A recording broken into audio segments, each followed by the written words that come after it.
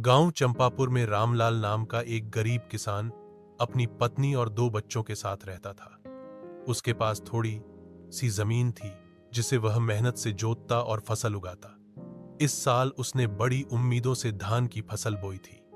कड़ी धूप में काम किया, बीज डाले, खाद डाली, हर पौधे को अपने बच्चों की तरह पाला। लेकिन किस्मत को कुछ और ही मंजूर था। एक रात बादल घिर आए, भारी बारिश शुरू हुई जो थमने का नाम नहीं ले रही थी। अगले 2 दिन में खेत में पानी भर गया और सारी फसल डूब गई। रामलाल खेत में खड़ा होकर देखता रहा, उसकी आंखों से आंसू बह निकले। महीनों की मेहनत एक ही झटके में मिट्टी में मिल गई। घर लौटकर रामलाल चुपचाप कोने में बैठ गया। बच्चे भूख से रो रहे थे।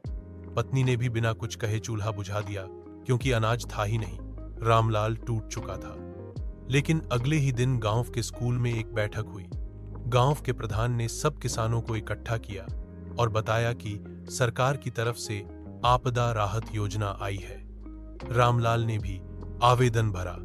कुछ ही हफ्तों में उसे सहायता राशि मिली। लेकिन रामलाल ने हार नहीं मानी। उसने कुछ पैसे से सब्जियों की खेती शुरू की। टमाटर, मिर्च, बैंगन।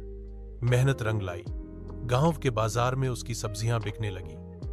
कुछ ही महीनों में उसने न सिर्फ घर चलाया, बल्कि थोड़ी बचत भी की। अगले साल जब बारिश आई, तब रामलाल के पास एक छोटा प्लास्टिक शेड भी था, जिससे वह अपनी फसल को बचा सका।